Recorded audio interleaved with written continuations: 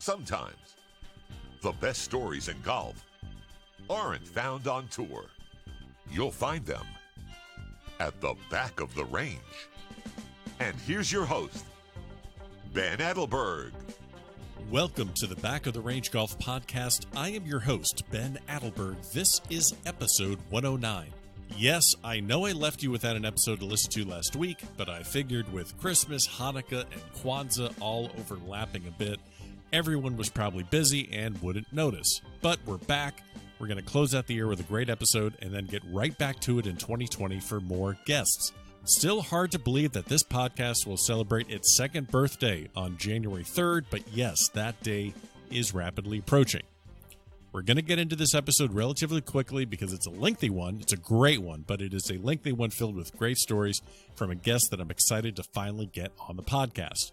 I have several announcements about 2020 and also some information on the future of this podcast to share with you, but I'll do that in the upcoming weeks. Rest assured, I'm not going anywhere. Still going to bring you interesting guests each and every week, but we're going to switch it up a little bit and see if we can expand on the type of guests that you've heard from in the past. We're still going to have some amazing collegiate players and amateurs, and I hope you all will continue to support the podcast. As always, please share these episodes with friends and family that would enjoy the back of the range. You already know that we're on Facebook, Twitter, and Instagram. Every episode is available in Apple Podcasts and Spotify. Merch is available on the website. In fact, to make it easy, just go to thebackoftherange.com. So our final guest of 2019 is Brad Tilley from Easton, Connecticut. When I speak with listeners and ask what kind of guest you'd want to have on the podcast, I always hear, I want more mid-ams and I want more mini-tour pros. Well, Brad falls into both of those categories. He played collegiately at the University of Virginia, and then he embarked on a professional career where he set up shop down here in South Florida. Remarkably, he was able to play and practice at clubs like Bear Lakes and Medalist, where he shared the same practice facilities as some of the best players in the world.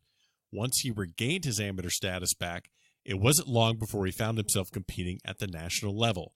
In fact, Brad played in the 2018 U.S. Amateur at Pebble Beach 17 years after his first U.S. Am appearance at East Lake in 2001.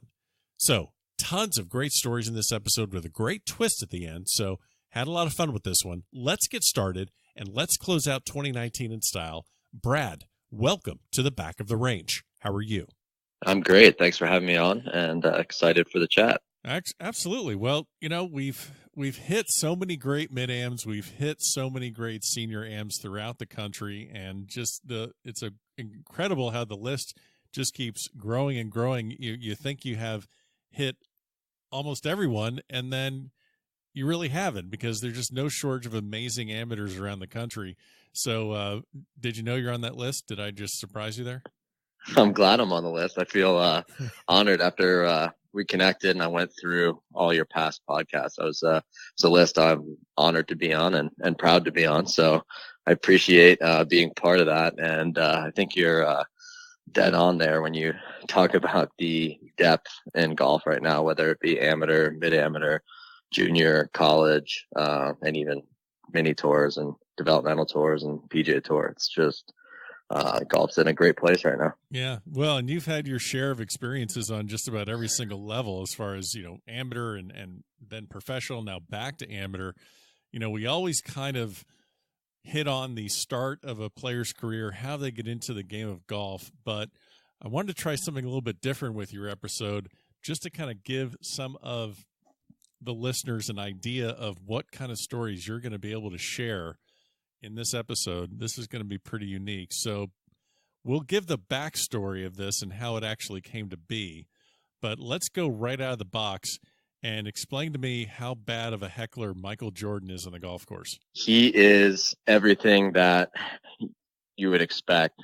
He lives up to his reputation, and obviously being a kid in the 90s and watching him in his prime and hearing all the stories about not only how great he was on the court and watching that, but how good he was at trash talking. I was very lucky to be able to kind of mingle in and amongst his circles down in South Florida during my professional days. And a good buddy of mine, Hugo Leon, who's still playing, he's on the European Tour, got introduced to Ahmad Rashad and Michael, and I was lucky to be invited once to join a friendly game with them. And the way you're telling this story is friendly is very subjective, actually. Yeah, you can fill in the blanks there. Gotcha. So we get to the first tee, and I mean, obviously you're going to be nervous just to meet a guy like Michael Jordan, but to play golf with him is pretty special. But you're going to be nervous, and of course I was. We get to the first tee, and it was pretty natural. I mean, such a really good guy, and he loves golf. Plays pretty much every day down in Florida. So we get there, and he's walking with a bit of swag, and as he always does, and he comes up to the tee and goes, "What are we playing for?" And I said, "I don't know. What should we do?" And he goes, "Well, whatever makes you nervous." So that's the opening line. Oh, God. And that's great. So yeah, we come up with a bet, and that's the game. And he wants 6 shots, and I'm thinking, I'm a professional golfer, and he's about a 6 handicap, so I should be a plus at that point. I should be able to handle this. And but then again, he's going to be coming at you all day with the verbal abuse. And the one thing I will say is, on the golf side of things, I mean, he hits it very short for his size, but he is very accurate, and he's very clutch on the golf course.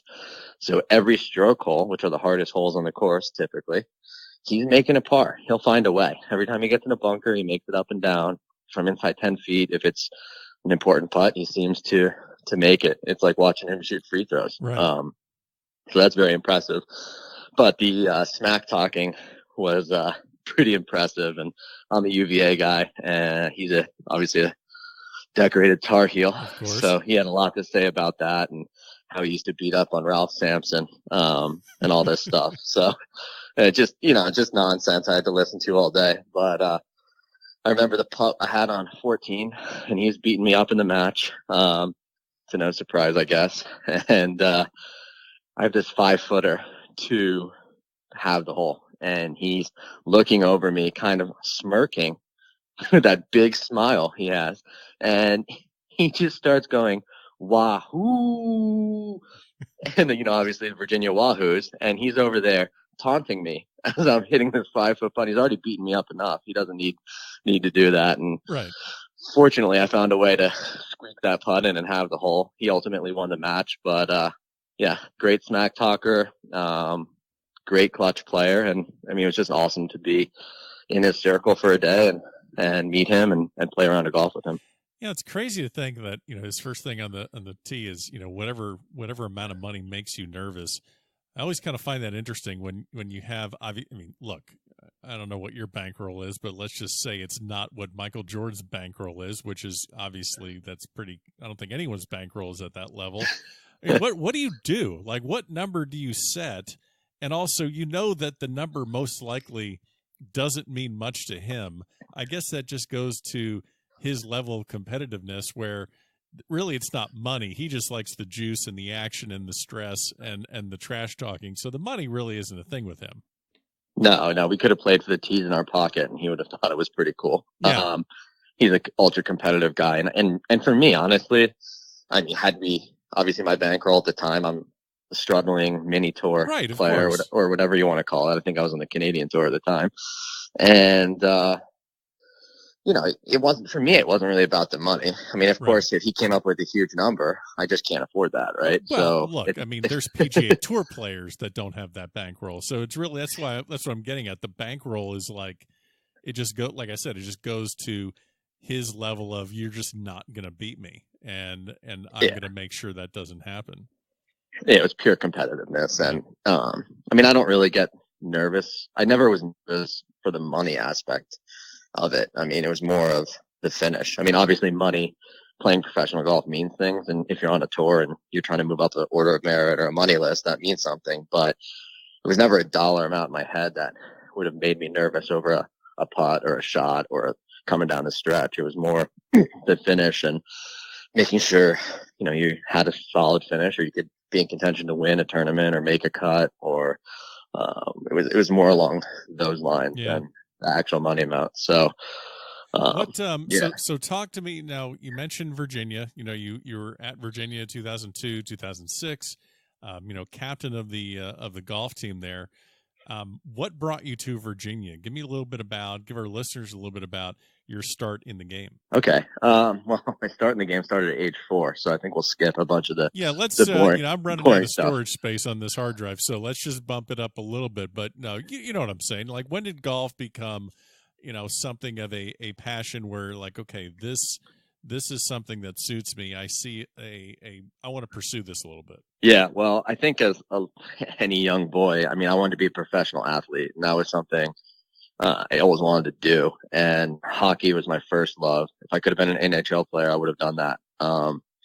But that aside, I played golf growing up. My dad was an avid golfer. He got me into the game, and I won a bunch of junior tournaments pretty much right away, and some of them by big margins. So I think I was on the radar as far as a junior who was going to be recruited at some level. And I developed nicely through the AJGA, and I actually decided, and my parents helped me decide, to go to a private boarding school to avoid having to be in school so late in the summer. Right. Growing up in New York, you have the Regents exams, which end at the end of June.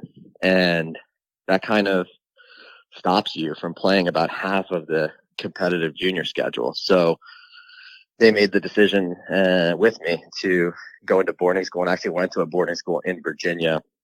Had a nice high school experience there. And UVA was one of the schools that recruited me. And there were some good names in other schools there, but staying in Virginia, just something I just was into. It was a good golf school, warmer than New York still, even though they have a little bit of a winter. And my visit was incredible there. I had a blast. I knew a bunch of guys on the team, and it was an easy decision for me, really. And I was fortunate to be recruited by a bunch of good schools, including University of Virginia, and it was an easy decision for me personally. So you play your college golf there. You rise to the spot of being captain on the team. You actually win your lone collegiate individual event in your final tournament. Is that correct? That is, yeah. It was wild. I was in contention a few times before, and it was always something.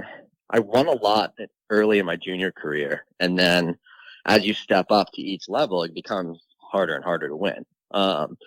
So I was always having a bunch of top 5 and top 10 finishes, but I really had a tough time breaking through with some of the wins I thought I was going to have or should have. And I remember playing that final tournament. It was a weird scenario where usually the ACC championship is your last tournament if you don't get on to NCAAs. Right. So we weren't in a position that year to make NCAAs unless we won the ACC tournament.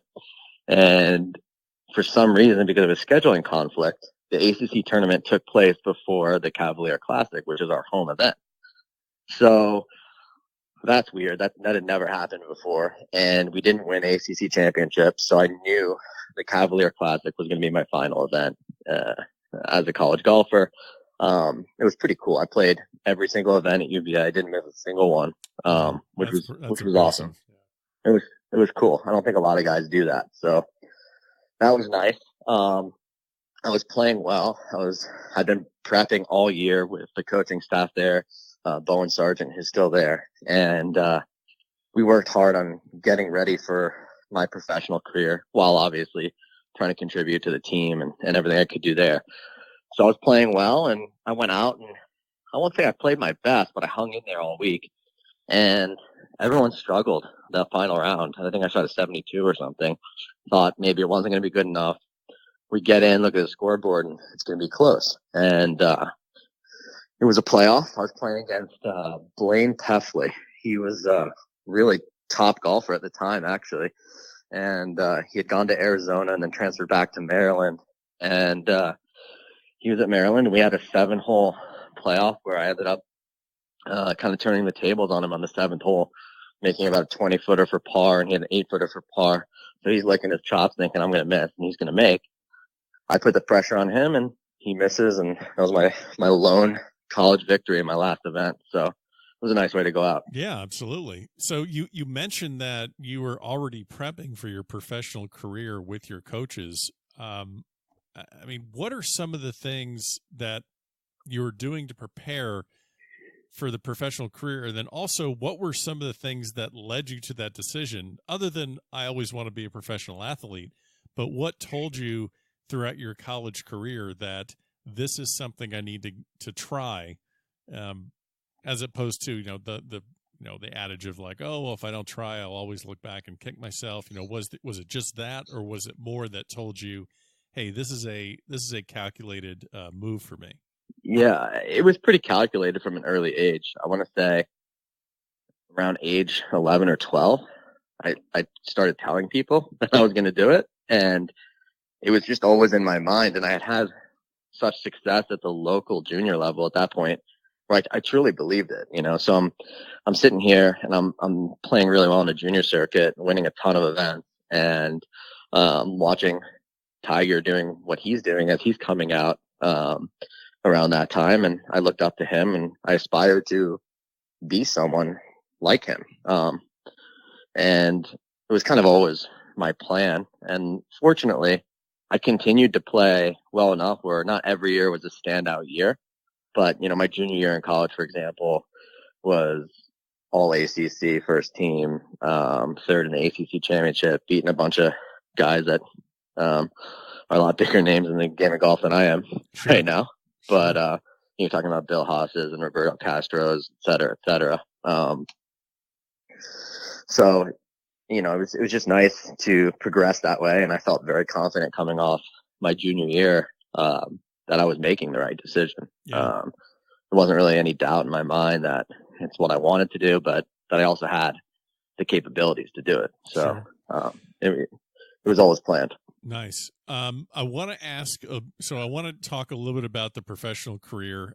You did get your amateur status back, so you are currently a mid-amateur playing up in the New York area. But I want to ask you about the U.S. Amateur. So you play in 3 of them before you turned pro. You played at Eastlake in 01, Wingfoot in 04, and Marion 05. And, anytime I see someone's resume with back-to-back qualifications for the U.S. Amateur, that's another level, because it's so hard to get into a U.S. Am and then do it 2 years in a row. And then what's interesting is that you get into the 2018 U.S. Am after you get your status back at Pebble Beach. So your best finish in a U.S. Amateur is round of 32. That's, making match play, winning one match, then being bounced. So I want to ask you, between 2005 at Marion and 2018 at Pebble Beach, this is 13 years. I mean, this is from Eduardo Molinari to Victor Hovland. What are some of your USAM memories from college and also from recently playing it? What's different? What were your experiences then as opposed to now? I wonder if you can talk about your USAM experiences. Yeah. So I'm going to start with my first USAM at Eastlake. And the reason I'm going to do that, there's 2 reasons. I was very proud at the time. I think I had just turned 18 and, probably one of the younger guys in the field at that point. I know that now with the depth of the game, you've got 13-year-olds qualifying, which is insane to me. It's totally insane. But I was very proud to have qualified at age 18. Another reason I like to tell that story is kind of makes me feel very old when now I'm competing against some amateurs that weren't even born when Eastlake happened. But I can also tell them I played with a steel shafted driver and steel shafted forward as my woods in that. It's just, people look at me like I'm an alien when I say that. Yeah, those these young kids. I got a couple of those lying around somewhere, but yeah, they're not very popular these days. No, I remember it was an X100 in each, and I still have them actually. I hit them from time to time because I think that's fun. But so I'll start with, that was 2001. Incredible experience. Eastlake's amazing. Still one of my favorite courses. But then obviously, 2004 at Wingfoot, I had to put a lot of pressure on myself. I had missed 02 and 03. And obviously it was kind of a hometown event for me. Being from Chappaqua in Westchester County, growing up at Sleepy Hollow, Winged Foot's down the road. I'd played there a ton. I know a bunch of the guys over there, and everyone in this area. That was marked for a long time that they wanted to qualify for that event. So, of course, yeah. That was a nervous qualifier. I obviously placed a little more importance on it, and I was able to pull it off. It was kind of a gritty qualifier. I think I shot 144, nothing crazy on a tough course in Fenway Golf Club. But there were not many people from Westchester who qualified, so that was a great experience. I was selected to be part of the media day there, and kind of funny story from that was I was a young kid still in college, and they said, "Do you want to be part of media day?" And I was like, "Okay, sure." I didn't even know what it was. I didn't think about it much. Right. And I remember getting into one of the large rooms at Winged Foot. It's kind of right behind the ninth green on the East course. There's a big room with glass windows. And I'm in there, and they tell me, "Okay, you're going to speak in a few minutes." And everyone from the USGA is there. And I was, okay. I didn't plan for that. And fortunately, it went well. And the president of the USGA at that time was Fred Ridley. Sure. We all know Fred now from his Augusta position. He's a big guy down there. And so I'm playing with him in the media day. And that would have totally thrown me for a loop had I not been fortunate enough to be at UVA. And his daughter was a friend of mine. She went to UVA at the same time I did, Libby Ridley. Perfect. So it just kind of eased into what could have been a very nervous and awkward scenario where I didn't even know what the media day was. So that was a cool experience from that. And the course was just awesome. And it was an honor to be part of that. I wish I'd played better. And then the following year in 2005, had a great qualifier into Marion. Almost didn't have the chance to get into that.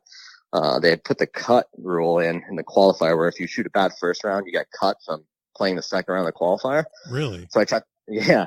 And I shot 75 in the first round of the qualifier. I think it was Pine Hollow in Long Island. And it was not a good round.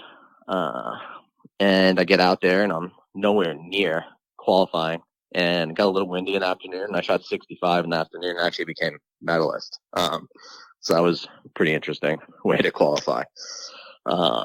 Just had a kind of a stellar round to get in there, and then carried the momentum into the tournament. And I learned a lot that week about competitive golf and about myself. It was a tough course. I went out and I'd never had particularly solid stroke play performances up to that point in the U.S. Amateur. And I went out and I finally got a good start. I shot 69 the first day at the alternate course. And I think I was in sixth place or something like that. So wasn't going to take much to make match play the next day. But I learned that, you have to go out there and one shot at a time. Got to keep the hammer down. You can't, yeah. Exactly. And I remember during that round, I was playing well. I think I was about even par, and had 5 holes to go. And I was finishing up on the front 9 at Marion, and I didn't keep the hammer down, as you said. I relaxed, and it taught me so much. So I bogeyed 4 out of my last 5 holes. Leaking oil. It was a 32nd seed. So I still made it comfortably, but why did I do that? And that was a huge learning experience for me that I still think about to this day. When you get a lead in match play or when you're playing well, you got to keep going. You got to keep pushing. The second you throttle back is when you make a couple mistakes. And if you're on a tough course, the USGA championship, it's going to eat you alive. So that was a cool learning experience. And then I had good matches there. Won an extra holes in the first round.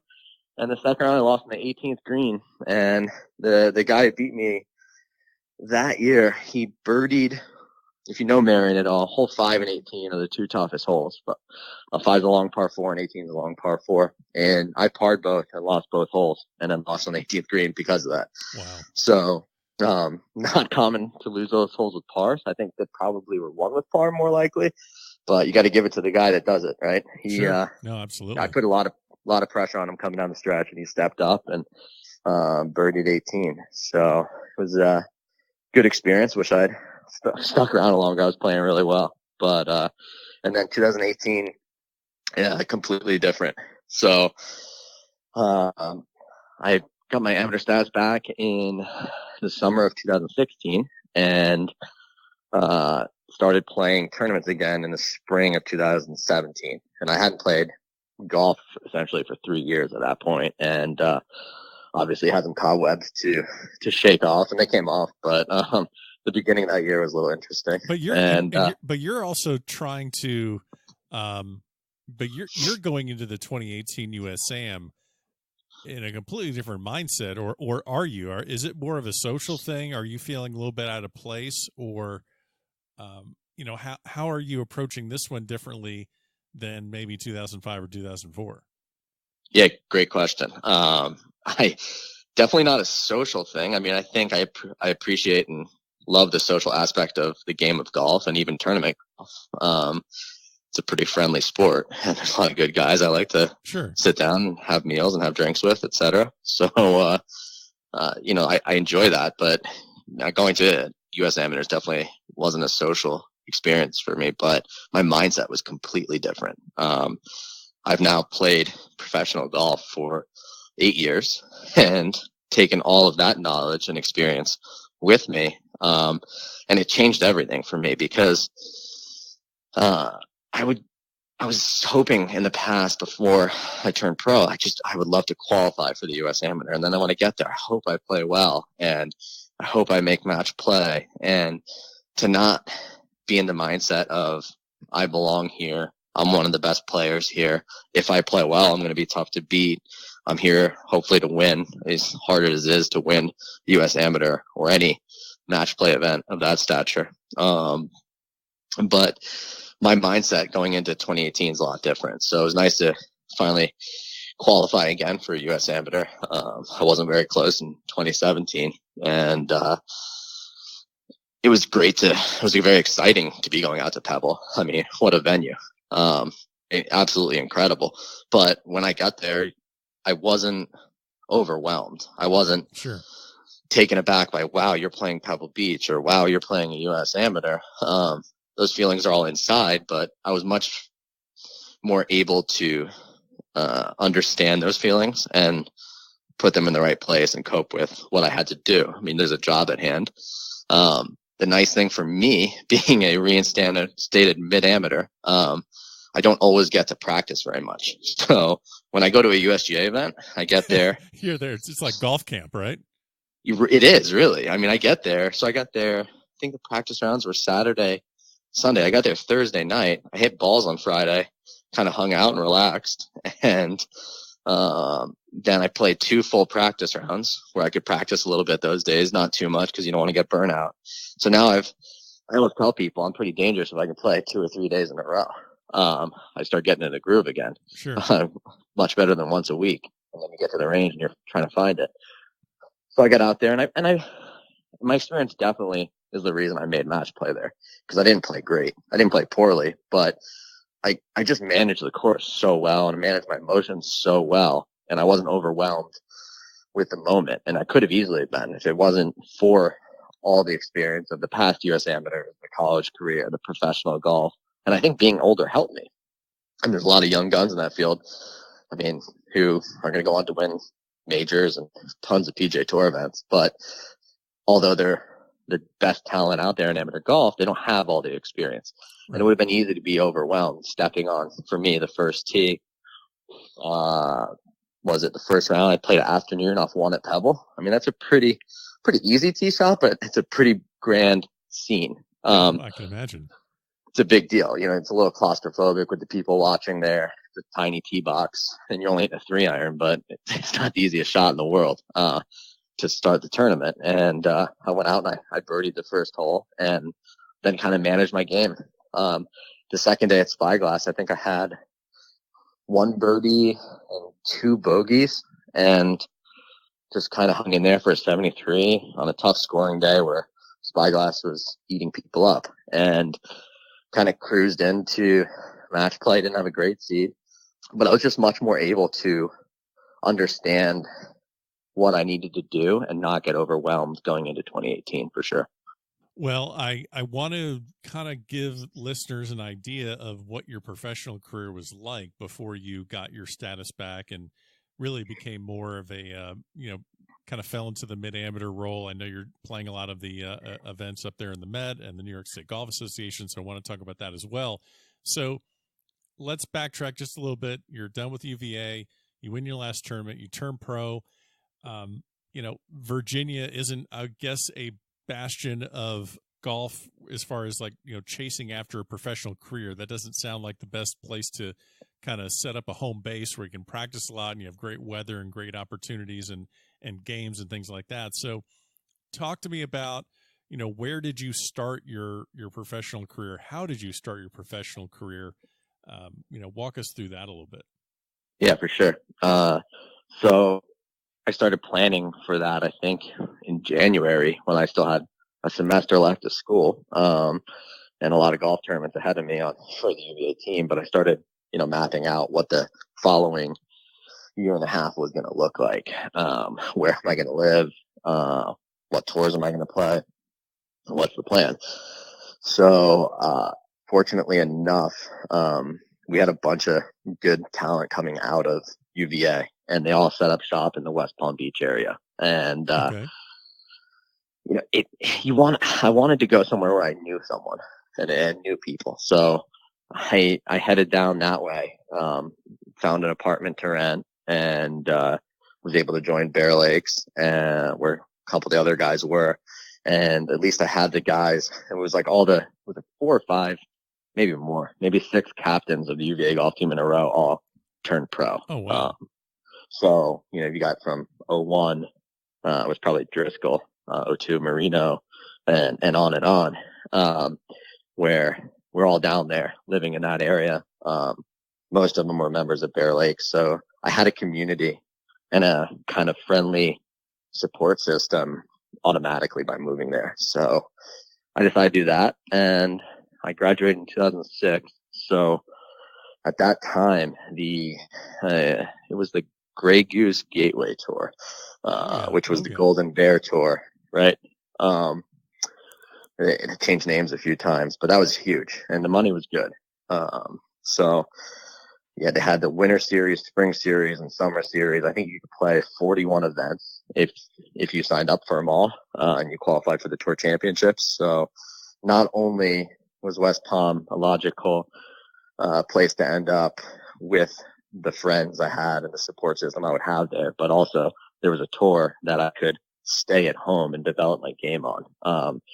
And then there's a bunch of Q school in Florida. So it kind of fit naturally. It was a very quick decision and easy decision to head to South Florida, and the weather's perfect there all year. Yeah. Little hot in the summer, but you can play golf pretty much every day, and no shortage of games and competition and tournaments to play. So that's how I ended up there. Now, was that at that time, were you just all in the same boat, just playing Gateway and Golden Bear and all the kind of developmental tours? Was that what the scene was like for you around South Florida? Because now it seems like the Jupiter area, you got Tiger, Ricky, Rory. We can go down the line of all these guys that are on tour just hanging around. So I'm just curious, like, you're, at a bar or, the supermarket, or you're food shopping or grabbing a beer, and someone asks you what you do for a living, and you say professional golfer. Are they thinking that you're on the same level as Tiger, Ricky, Rory? Or obviously, Ricky and Roy aren't around at that time, but what was it like to live in the area when you say professional golfer, maybe people have the assumption that, oh yeah, you're on TV with all the rest of them, but you're not at that level. Depends who you talk to, really. It really changed a lot too. So, I would say, to answer the question, what people think first, it became something where everyone was a professional golfer, hanging around that area. You had the minor league tour come out around that time. You had the Grey Goose Gateway, and then it's just kind of morphed into a mecca where everyone was at some level a professional golfer, and a lot of the club pros would head down there in the winter and So you're running into people all the time. Then it seems like everyone's a professional golfer. So some people were impressed and got an impression of you that maybe you were on TV, and some were on TV and some weren't. And other people said, okay, sure, everyone's a professional golfer. Great. Nice. Kind of a weird to have that many weird thing to have that many professional golfers living in one area at all different levels. But to get back to what the scene was like when I moved down there, it evolved immensely during the time I was there. So I was there from July 06 until February 2017, and the last few years I wasn't playing professional golf down there, but I was around all those guys. So it was kind of sneaky. So when I first moved down there, I thought everyone was a journeyman or a young guy playing mini tours. And what I then learned was there was a nice little place called Medalist Golf Club up the road. And that's a neat track if you can just, pop in for a quick 9. Yeah. Yeah. So I fortunately knew someone from Sleepy Hollow that got me connected with the right people, and spent a year at Bear Lakes, but then I was able to get over and get a membership at Medalist before it was a big deal, because in the public's eye, when Tiger joined is when Medalist was known. But at the time I joined, you had Ryder Cuppers there. So you got Olin Brown, you got Jesper Parnevik, Freddie Jakobsen, it list goes on, really. Brett Wetterick was there. Yeah. It became this known to me that there was this little mecca up the road just north of Jupiter where a bunch of PGA Tour players hung out, and all I'm practicing alongside these guys, which is a huge help. Obviously it's nice to be at a sweet setup, sweet course, amazing practice facilities, etc. But to have games with those guys was incredible. But obviously I feel Jupiter, more people were moving out of Orlando because it still gets a little cold in Orlando, right, and moving to Jupiter for the warmth, for the great golf courses year round. And obviously Tiger was a big part of that, and it was pretty cool to cross paths with him at Medalist. Well, it was nice of you to help him get into the club and vouch for him. So, I mean, that was nice of you to do. I'm sure it was me. I'm sure I'm the reason he got into Medalist. All right. Breaking news on this podcast. You got Tiger into Medalist. I'm glad we could finally clear that up. All right. So I know you have a Tiger story, and I'm delaying it because I have to ask you what you're able to glean and learn from these guys, Wetterick and Brown and Parnevik. Someone that's attending a PGA Tour event may watch them while they're playing. They may watch them hit balls afterwards, but they're not, other than visually seeing what they're doing. I would imagine that the layman, the regular fan, isn't getting that much unless they can pick up a little swing idiosyncrasy. But you're spending every day away from cameras, away from TV coverage, when they're doing their normal routine, their normal practice or prep or playing sessions. What are maybe some of the things, or maybe some of the people that really helped you become a professional, and things that you still carry with you today as an amateur? Yeah, for sure. Having the opportunity to be around those guys, as you said, it's just incredible, and behind the scenes, and I learned a lot. So I'd say one of my peers, Hugo Leon, who I mentioned earlier, who's a little bit younger than me, so it's not a guy. We both came out at the same time, but I just loved his work ethic. So we helped push each other along, and we still do. He helps me as an amateur golfer, and surprisingly, somehow I can still keep an eye on him and help him in his pursuit of getting into the top of the game. I mean, he's a European Tour player, so he's pretty much there. But he was my peer who I would say had the most influence on me, and we traveled together. We spent our first year in Canada together in 2009. And we traveled for many years together between Canada, Latin America, mini tours, Gateway Tour, Tour Championships. We were always buddies and roommates, and practiced together at Medalist. He is one guy I got into Medalist. So there you go. There is one. Fine. Fine. Hugo and Tiger, the connection. We figured it out. So he was my peer, but as far as like the big names, Richard S. Johnson, he's a PGA Tour champion from Sweden, and he helped me a lot too. And not that other people didn't, but he was always kind of taking guys under his wing. He's one of the great guys out there. He invited us to dinners. He would talk to us about what's going well, what's not going well. And we'd play a ton of matches against him. And he always pushed us to be tough, stick with it, grind it out. And he's a bulldog. He works harder than most people. He probably doubles some of the work of some of the guys who are even on the PGA Tour. He grinds on a short game. And when you're around people like that, you realize if you were to get complacent or to get lazy or get a bad attitude, and you look over and the guy next to you, he's got a better attitude and he's working harder. It kind of pulls you right up out of whatever rut you're in and shows you, this is what I need to be doing. This guy's going to outwork me if I don't step it up. So he was a huge part of it. And Jesper was great to us. A lot of dinners at his house too. And a lot of, he liked to play matches and gamble and stuff like that. So we had some really nice matches where talking about a 5-time PGA Tour champion, I believe, and a Ryder Cupper, and just a great golfer. Play matches against someone like that, and he would push pretty hard. Very competitive guy. So those were learning experiences. And then Olin Brown is one of the biggest class acts out there. He helped all of us a ton. He's actually part Chilean, so he knew Hugo for a long time, and we played. I couldn't put a number on how many rounds I played with Olin. But to see how he got it done was so different because he doesn't hit it very far, and he tries. He probably won't like that I'm telling everyone knows how far he hits it. That's on the website. But he would try to. The only thing he did, he's always just messing around with drivers and stuff and trying to hit it harder. But if you just watch the guy, he's the most consistent golfer I've ever been around. He rarely missed the center of the fairway by 5 yards, let alone miss the fairway. And one of the most amazing things about him was, Mellis is a very windy place, and it's a tough, long golf course. So he's having 5 woods into some par 4s where we're hitting 8 irons in, and he's hitting his 5 woods to 8 feet, and we're hitting our 8 irons to 15 feet, and he's laughing at us, and he's making birdies on us, and he's kicking our butt. So to see someone approach the game in a completely different way, have that level of consistency and grit and accuracy with 5 woods, for example, it's uncanny, and definitely another learning experience. You don't necessarily need to hit it 400 yards, even though that's all anyone talks about. There's other ways to get it done. So those were guys I learned a ton from.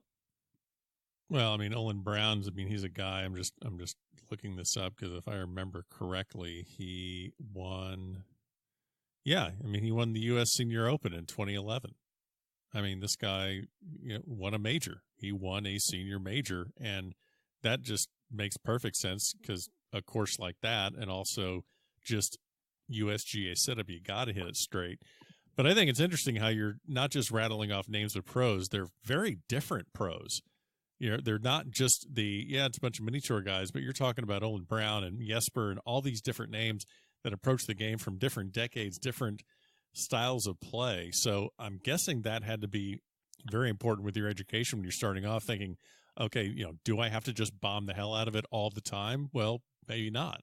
Yeah, totally. It was great to be around so many great champions from different decades and who play the game completely differently.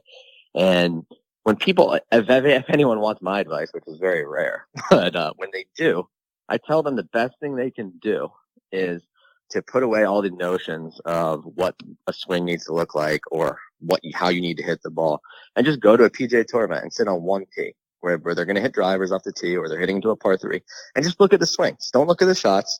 Look at the swings and just analyze what you think you see. And what you end up seeing is everyone goes about it completely differently. Yeah. You don't need a TrackMan there to say these are the numbers. TrackMan's very helpful. It's awesome, but when you can sit there and just with your eyes, you see no swing looks the same, really. There's some guys that fall more in the middle, and then there's a bunch of weird stuff going on out there, and they all get it done. So there's obviously a lot of ways to approach the game, and I'm not a big fan of all the talk about how far everyone hits it and how that's portrayed. Really, I don't know if it's even real. Yeah. Well, I mean, especially on PGA Tour courses where, you get so much more for run out than maybe at everyone else's course. So, they could carry it 270 and have it end up being 310. For sure. Yeah. So, you mentioned being around these guys, so we can't just talk shop the entire time. If you got invited over to one of these guys' houses for dinner and maybe a glass of wine, what was going to be the most dangerous evening where that glass of wine turns into a couple bottles of wine? Jesper Parnevik. Okay. 2 words. Jesper Parnevik. Okay, so you get an invite to his place. Tomorrow morning you're not teeing it up at 7:08. Oh, I was still teeing up at 7:08, but you just felt a little different on the first tee. Okay. But you're in for a night. I mean, you got to strap up, and okay. It's a good thing that they have Uber, right? I mean, I think you could just kind of weave around the internal roads of gated communities. I don't even think the law applies to any sort of safe driving techniques there. That's not even safe for me to say. I'll cut that out. That's not right. All right. So don't drive drunk. Anyway, all right. So give me I'm not asking you to throw anyone under the bus, but at least give me at least a little taste of what a night at the Parnevik household when the wine starts getting going, like who's around? I mean, is I think you mentioned some other guys. I mean, Nicky Price has got to be at that level too. Yeah. Price was there a bunch. And his caddy was there a bunch. Jesper's caddy is there a bunch. Got Richard Johnson and Jesper are best buddies who live. I mean, you could hit a 5-iron between their houses at the time. So there was always a scene. And a lot of the young guys, like Will McKenzie would hang out over there. I'm forgetting a million people. But needless to say, the dinner parties were full of people you would recognize from TV, which was cool. Took me a few dinners to get comfortable. Oh, I can imagine you're at one of those dinners. You're like, you're making sure you're using the right fork and don't spill anything. Well, he's pretty laid back, but it's always tough when you're trying to make it. I hadn't been on at that time was the web.com tour, and these guys have won out there, or they're on the PGA tour, the place I'm trying to get, and their stories and mine are a little bit different.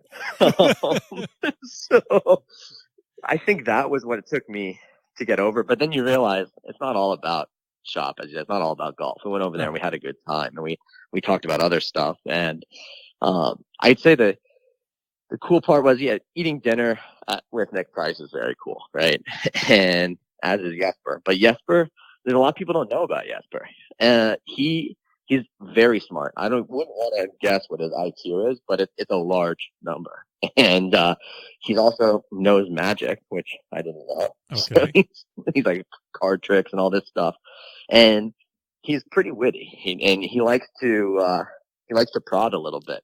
And one of his specialties is he is a guy that you don't know if he's testing you or messing with you all the time unless you know him.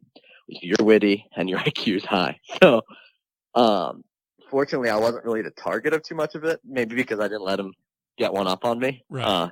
Thank my UVA education for that, I guess. But well, your sociology major, so you can read right through all that stuff.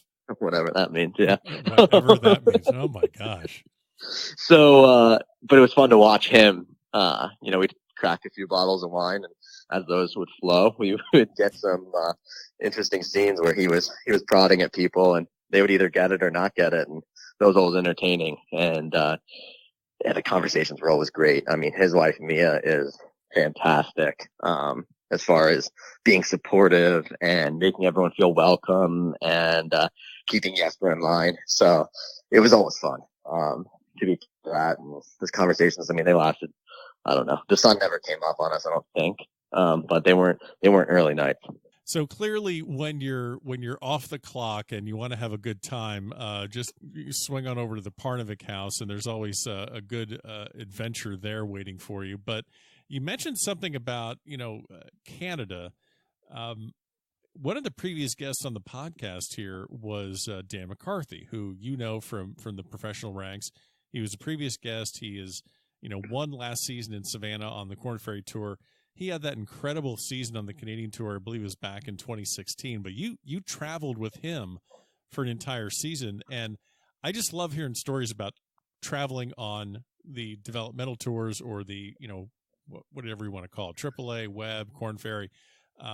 What is it like traveling through Canada to play golf?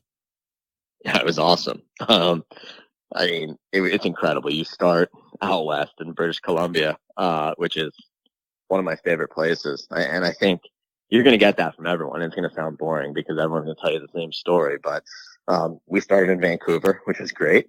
And then we went to Victoria, which is on Vancouver Island. And that, to me, I mean, I could move there. It's amazing.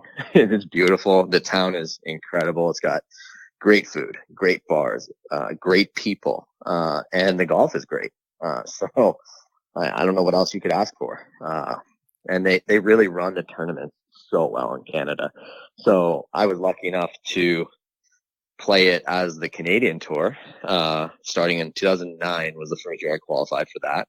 And then I played at PGA Tour Canada after the PGA Tour came in. And I don't know if that's a partnership or bought it or how that played out. But I saw both sides of it, and both were run incredibly professionally. It was my first taste of a true big tour feel. So from the golf standpoint, you've got courtesy cars taking you places.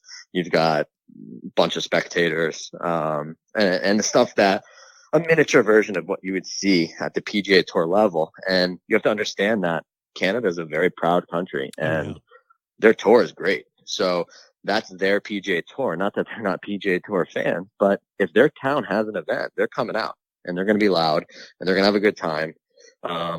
We had many pro-ams that we played. I mean, I think in Montreal, there were 9 pro-ams you could sign up for to play. Yeah, it was crazy. So the fans up there are incredible. They couldn't get enough of it. And I think part of that speaks to the condensed season they have. They're all big golfers. It's a hockey and golfing nation, really. Maybe they like curling too, but doesn't like curling. Come on, man. I need to get into that for sure. I really need to find a spot where we can do some curling, but not to get off topic. They don't get much golf, so when they can get it in, they're all about it. And so it's a deep love for them, and they run the tournaments well. There's so many volunteers up there, and for me, it was my first taste of a bigger tour feel, which is a learning experience too. So that was great. And as far as the social side and of it was maybe too good. I don't know. All right. It's interesting. You're traveling with your buddies and you want to beat them on the course and you want to beat everyone on the course, but there's a different level of camaraderie on a tour like Canada as opposed to even Corn Ferry or PGA Tour, because there's not much money out there. So all of a sudden you're looking for good deals. You're splitting rooms, you're splitting cabs. And in doing that, you get a lot closer with the guys you're traveling with. And obviously you choose to travel with your buddies. So I traveled with Hugo Leon and Danny McCarthy in 2009. And, we eat dinner together every night. When we were going out for drinks, we were going out for drinks together. We were practicing together. Our practice rounds, we played them all together. We would come up with a plan for the course together, even though ours varied a little bit because Hugo hits it 10 miles and don't. But, it's a different social scene. I mean, there's not a lot of guys on the PGA Tour having that close of a relationship and traveling situation. They've got either their families or they've got, they don't need to split a room with someone. I mean, it's not necessary. I often wonder what the PGA Tour would look like without as much money, without all the money. And I know it's kind of a strange thing to say, like, well, okay, well, it's not going to be as big, and it's not going to have, the purses aren't going to be as big, and of course that's correct. But if everyone was more in the same boat, where there wasn't such a separation with the haves and the have-nots, like you see a guy that's in the top 30, he is traveling and doing and scheduling and having. It's much different than the guy that's at 97 on the money list. So I'm just curious. I've always wondered what that would, what would the PGA Tour look like if it operated with the same camaraderie as PGA Tour Canada? Oof, I don't know. I think age is a huge factor in that too. Right. it takes a while to get to the PGA Tour. And of course, people love to see and talk about, the Morikawas and the Hovlands and the Wolves, and what they're doing is just incredible. It's actually mind blowing. But, in general, most people, it takes a while to get to the PGA Tour, and they don't always stay there right away. So they might pop in at 24 or 25, and then they'll be on the web for a couple of years, and then they'll pop back in and no one knows who they are. And then they get established in their 30s. So I think from the camaraderie standpoint, it's a lot easier to have that at 25 years old than it is at 35. Yeah. I don't know. Almost, it's just different. So yeah, of course. It's interesting to think about. But it was nice to have that camaraderie in Canada. I can tell you that for sure. And even in Latin America, I played in Latin America. But it was great to travel with, Hugo and Danny. And I really enjoyed listening to Danny on, your podcast. I was laughing a bit and biting my lip a bit because I kind of lived part of what you guys were talking about. Why he moved down and where he moved and traveling in Canada. And then when you guys started talking about Lemoyne, I almost died because I'll never forget. I don't know if he still has it. I got to find out. I should text him after this. But he was carrying this head cover of this huge dolphin. And, it didn't even have a university name on it, I don't think. It's just this massive dolphin on his golf bag. And I'd always prodded him on that. I said, buddy, what's going on here with the dolphin? And his nickname for a while, he's going to not be happy about this, but it was Danny the Dolphin in a very small circle. Perfect. So, no, it was fun listening to it and to see what he's done with his golf game. It's just so impressive. We all knew he was great at winning. He won a ton of college tournaments, but he hit the ball very low when we started playing professional golf, and he worked his butt off to do what he's done with his golf swing. And he just has one of those guys that have tireless work ethic and self-belief. And he made a lot of big changes, and they paid off. He hits the ball much higher. He's one of the best and most consistent ball strikers out there. So it's fun to watch. Glad I got to see the early stages of it, and I can really appreciate what he's done and how good he is. And I think the sky's the limit for a guy like that, right? No one knows who he is maybe right now, and he's starting to get known. But it wouldn't surprise me. People are going to be surprised if he gets out there and wins an event, but I'm not. So it's cool. Yeah, no, I really enjoyed my conversation with him, and hope to see him on the PGA Tour as soon as possible. Well, Brad, we got a lot of stuff that we still have to get to. So, kind of a different thing. I'm going to say, hey, can we catch up again soon and talk about things like the fact that you won 3 mid-amateur championships in the span of 10 days recently, as recent as this year. And there's all the amateur events that you play in. And then, I know we didn't get to the Tiger Woods story that you have played with him, and I know it's a fantastic story, but I think I'm going to leave that and tease that for our second half of our conversation, if that works for you. I would love that. Yeah. Thanks for having me on, and very excited about continuing the conversation. I think no better cliffhanger than a Tiger story, right? Perfect. Well, I appreciate you stopping by for this first half of this episode. We're going to do the second half real soon at the back of the range. So thanks for joining me, and we'll catch up soon. All right. Thank you so much. And there you have it. Special thanks to Brad Tilley for joining us on the final episode of 2019, and he's going to be the first episode of 2020. So stay tuned for that. Hope everyone has a great new year. We'll see you in 2020 for our next episode here at the back of the range.